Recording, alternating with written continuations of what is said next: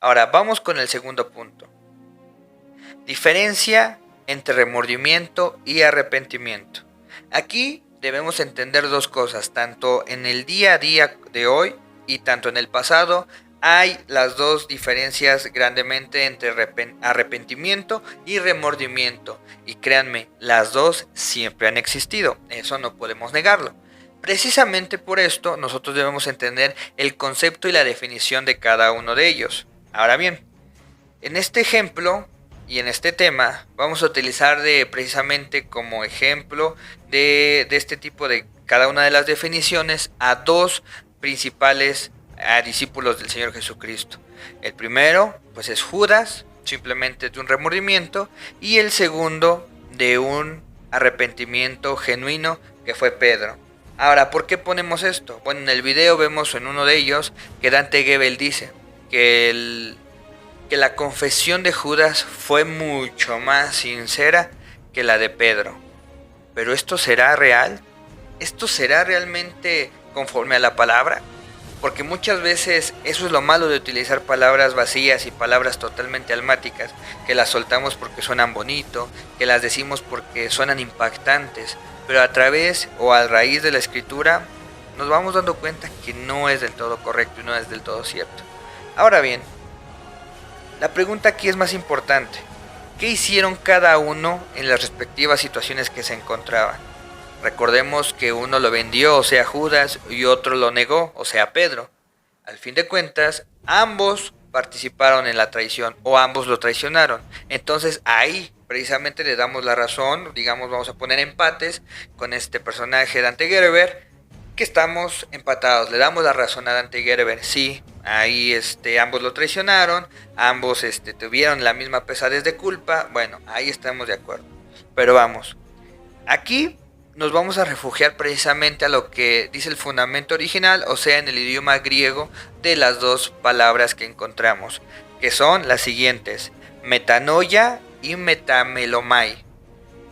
Wow, son similares, pero realmente en significado discrepan demasiado. Aquí es donde encontramos las dos grandes diferencias.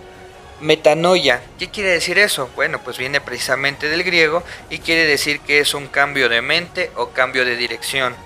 Metanoia, o el rasgo más grande que podemos encontrar en la Biblia, precisamente es en 2 de Corintios 7:10. De igual manera, cuando el Señor anuncia el Evangelio del Reino, que dice arrepentíos.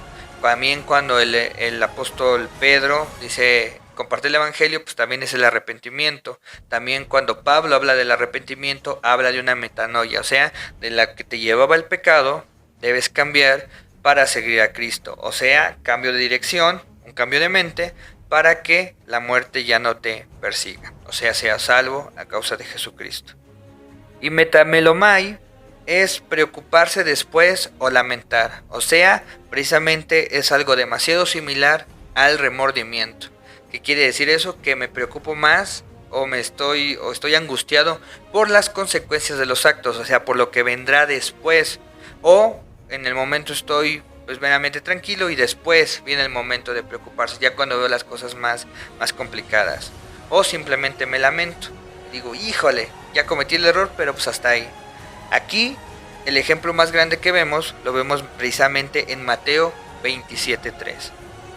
Ahora bien, vamos a ese capítulo precisamente, donde dice de la siguiente manera. Vamos a descifrar y ver lo que Judas realmente hizo primeramente. Dice Mateo 27:3 al 10. Entonces Judas, el que le había entregado, viendo que era condenado, devolvió arrepentido las 30 piezas de plata a los principales sacerdotes y a los ancianos, diciendo: yo he pecado, entregando sangre inocente. Mas ellos dijeron: ¿qué nos importa a nosotros? Allá tú. Y arrojando las piezas de plata en el templo, salió y fue y se ahorcó. Los principales sacerdotes tomaron las piezas de plata y dijeron: no es lícito echar en el tesoro de las ofrendas, porque es precio de sangre. Y después de consultar, compraron con ellas el campo del alfarero, para sepultura de los extranjeros, por lo cual aquel campo se llama hasta el día de hoy campo de sangre. Así se cumplió lo dicho por el profeta Jeremías cuando dijo: y tomaron las 30 piezas de plata, precio del apreciado, según precio puesto por los hijos de Israel, y las dieron para el campo del alfarero, como me ordenó el Señor. Igual, venía profetizado el acto que iba a pasar. Ahora vamos a los puntos aquí. Precisamente, si nosotros sabemos entender que cambio de mente es precisamente pasar a un cambio adecuado, pues yo creo que el acto que hizo Judas realmente deja mucho que desear. Ahora bien, dice ahí Dante Gerber, bueno, es que fue con los hermanos mayores. Bueno, es que la situación aquí es que no tenía que ir con ellos, tenía que ir a pies del Señor Jesucristo. O por lo menos esperar a que se cumpliese la promesa. Porque había una promesa. Para los que dicen, no, es que cómo iba a saber Judas, Judas es inocente. Había una promesa, y ahorita lo vamos a ver. Entonces precisamente ahí vemos lo que hizo Judas. Ahora, pues ¿qué hizo Judas? Pues básicamente se funó, o sea, y precisamente vamos a diagnosticar qué fue lo que hizo Pedro. Bueno, esta respuesta la vamos a encontrar en precisamente Mateo 25. Vamos a dejar que abra mi Biblia. Tengo aquí mi Biblia electrónica. Por cierto, se la recomiendo. YouVersion es una excelente aplicación.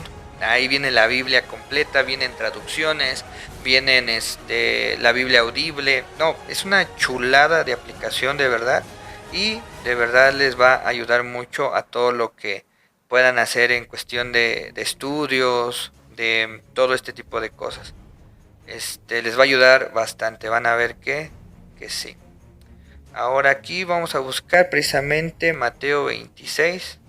Ahí yo me equivoqué, era 26. 75. Casi al final. Dice Mateo 26:75. Entonces Pedro se acordó de las palabras de Jesús que le había dicho: antes que cante el gallo, me negarás 3 veces. Y saliendo afuera, lloró amargamente. Recordemos que el Señor ya se lo había dicho, y ahorita vamos a ver la palabra donde se lo dijo precisamente. Entonces vemos que el Señor le da la profecía y le dice: tranquilo Pedro, no te exaltes, no te eleves, porque tú me vas a negar. Y Pedro dijo como de, ay Señor, whatever, no creo que esto pase de esa manera. Pero vemos que se cumplió la palabra. Después en Mateo 28, vamos más adelante, 2 capítulos más adelante, 16, vemos qué estaba haciendo Pedro. Bueno, vemos por un lado que ahí inmediatamente Judas entregó, estaba el Señor aún siendo procesado, y Judas decide pues ir a funarse. ¿Qué estaba haciendo Pedro? Bueno, después de todo eso dice que Pedro lloró amargamente, probablemente se fue a refugiar o se fue a esconder por el miedo que tenían a ser aprendidos, pero aquí en la Gran Comisión vemos precisamente en Mateo 16 que dice: pero los 11 discípulos se fueron a Galilea, al monte donde Jesús les había ordenado. La pregunta aquí es, ¿por qué Pedro y los otros 10 se fueron a Galilea? Bueno, aquí viene precisamente algo demasiado importante, porque estaban obedeciendo al Señor Jesús, porque eso les había ordenado precisamente en Mateo 26,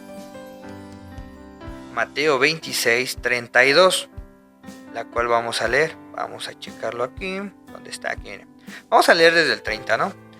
Dice: y cuando hubiesen cantado el himno, salieron al monte de los olivos. Entonces Jesús les dijo a todos: vosotros os escandaléis de mí esta noche, porque escrito está: iré al pastor y las ovejas del rebaño serán dispersadas. Pero después que haya resucitado, iré delante de vosotros a Galilea. Y respondiendo Pedro le dijo, aunque todos se escandalicen, y de ahí vemos que precisamente pasa lo que Dios le había, lo que el Señor Jesucristo le había profetizado, que antes de que cantase el gallo iba precisamente a traicionarlo. Ahora bien, vamos a nueva versión. Esa la que leímos fue Reina Valera 60. Ahora vamos precisamente a nueva versión internacional. Dice de igual manera desde el 31: Esta misma noche, dijo Jesús, todos ustedes me abandonarán, porque está escrito, iré al pastor y se dispersarán las ovejas del rebaño. Pero después que yo resucite, iré delante de ustedes a Galilea. Un poco de agüita para la garganta. Entonces vemos que hay una promesa, vemos que el Señor Jesucristo les había dicho, tienen que esperarme. Tengo que, pues, ir a la cruz, después descansar 3 días y después voy a resucitar. Entonces yo cuando resucite, ustedes van a Galilea porque ahí los voy a encontrar. Más claro ni el agua, mis amados hermanos. Entonces, aquí viene la gran diferencia entre precisamente remordimiento y arrepentimiento. Ahora bien, eso lo vamos a platicar en un momento. Pero ahora, algo muy importante que debemos entender es que ya había una promesa de resurrección, ya había una promesa de dónde los iban a encontrar. ¿Por qué Judas decidió atentar contra su vida antes de esperar la promesa?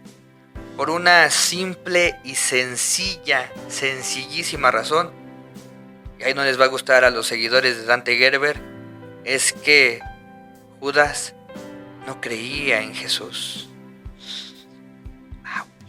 Perdónenme, discúlpenme, hoy soy el malo, disculpen, pero es lo que la palabra muestra. ¿Por qué? Porque podemos ver que Pedro, a pesar de que había cometido un error, o sea, lo traicionó, decidió esperar. ¿Por qué? Porque él tenía la promesa dentro de su corazón, porque él había creído. Ahora bien, dice aquí este motivador, porque para mí predicador no es. Este motivador dice, ay, es que fue más sincera la confesión de Judas que la de Pedro. Bueno, Pedro dice que lloró amargamente. Eso significa que realmente estaba, pues básicamente arrepentido. ¿Por qué? Porque en vez de tomar una decisión drástica, decidió esperar, o sea, decidió hacer un cambio en su mente y en su corazón para no hacer las cosas que hacen los del mundo, sino decidió esperar en el Señor. Por lo cual, como Judas no traía esa esperanza en su corazón, decidió hacerlo porque su corazón le remordía precisamente eso. Entonces, precisamente como podemos ver, Judas tenía miedo, el temor de lo que les fuera a pasar, no de lo que realmente esperaba en Jesucristo. Muchos se refugian precisamente en lo que dice Hechos, porque también hay otra historia ahí que dice de la siguiente manera, en Hechos 1, del versículo 12 en adelante. Y precisamente el subtítulo de esto es Elección de Matías para reemplazar a Judas. Dice de la siguiente manera: entonces regresaron a Jerusalén desde el monte llamado de los Olivos, situado aproximadamente a 1 kilómetro de la ciudad. Cuando llegaron, subieron al lugar donde se alojaban. Estaban allí, ¿quiénes estaban ahí? Pedro, Juan, Santiago, Andrés, Felipe, Tomás, Bartolomé, Mateo, Santiago, hijo de Alfeo, Simón el Celote y Judas, hijo de Santiago. Todos en un mismo espíritu. Todos los que creyeron estaban en un mismo espíritu, excepto aquel que era el hijo de perdición. ¿Se dedicaban a qué? ¿A qué se dedicaban? A ir a buscar a los fraudulentos o infractores, a los que buscaban precisamente la cabeza del Señor Jesucristo a través del dinero. ¿O qué? ¿A qué se dedicaban los apóstoles? Se dedicaban a la oración, junto con las mujeres, con los hermanos de Jesús y su madre María. Por aquellos días, Pedro se puso de pie en medio de los creyentes, que eran un grupo de 120 personas, y dijo: hermanos, tenía que cumplirse la escritura que por boca de David había predicho el Espíritu Santo en cuanto a Judas, o sea, Salmo 41:9, y el que sirvió de guía a los que arrestaron a Jesús. Judas se contaba entre los nuestros y participaba en este ministerio. Con el dinero que tuvo por su crimen, Judas compró un terreno. Escuchen bien algo muy importante. ¿A qué dinero se refería a Pedro.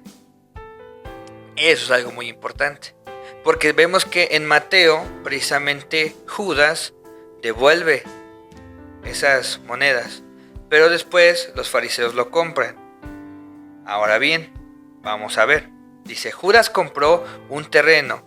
Allí cayó de cabeza y se reventó y se derramaron sus intestinos. Entonces muchos se basan, y realmente es una ambigüedad total, el hecho de decir que intentó pues funarse, pero que Dios fue tan misericordioso que hizo que la soga se reventara, se cayera. O sea que básicamente están diciendo que él no se funó, sino que Dios lo mató, porque Dios es misericordioso y le perdonó la vida. O sea, no permitió que Judas se funara. Eso es una ambigüedad totalmente absurda. ¿Por qué? Bueno, no quiero comerme ese cachito, eso lo vamos a escudriñar ahorita, pero no tiene sentido. Y ahorita lo vamos a mencionar por qué. Ahora bien, de igual manera fue la consecuencia de sus actos, perfectamente.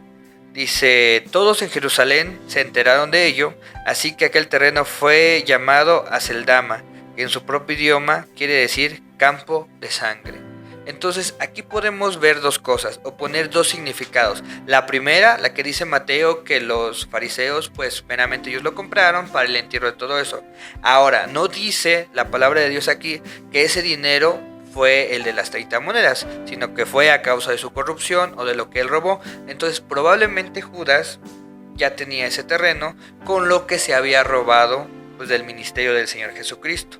Sabemos que pues el Señor, a pesar de que era muy humilde en su sentir, hubo muchas personas que participaron en su ministerio, y también pues hubo muchas ofrendas. Dice precisamente, por lo que en el libro de los Salmos, continuó Pedro, está escrito, de su campamento quede desierto, y nadie habite en él. También está escrito, que otro se haga cargo de su oficio. Por tanto, es preciso que cada uno de vosotros que nos acompañaba todo el tiempo en que el Señor Jesús vivió entre vosotros, desde que Juan bautizaba hasta el día que Jesús fue tomado de entre vosotros y recibió en las alturas, es necesario que uno de ellos sea junto a vosotros testigo de la resurrección. Así que, bueno, y ahí viene la historia de todos los que precisamente propusieron para que fuesen ¿cómo se llama? Que fuesen los sucesores de Judas. ¿Por qué? Porque precisamente desde un principio el Señor estaba preparando a alguien para que tomase ese lugar. No fue un improvisado, aquí la propia palabra lo dice. No fue alguien que, va pasando acá este cuate y agarrémoslo, y es agarremos a Matías que fue por las tortillas, ese lo vamos a poner. No, Matías estaba desde un principio en el ministerio. Meramente a veces tal vez más entero de corazón que el propio Judas.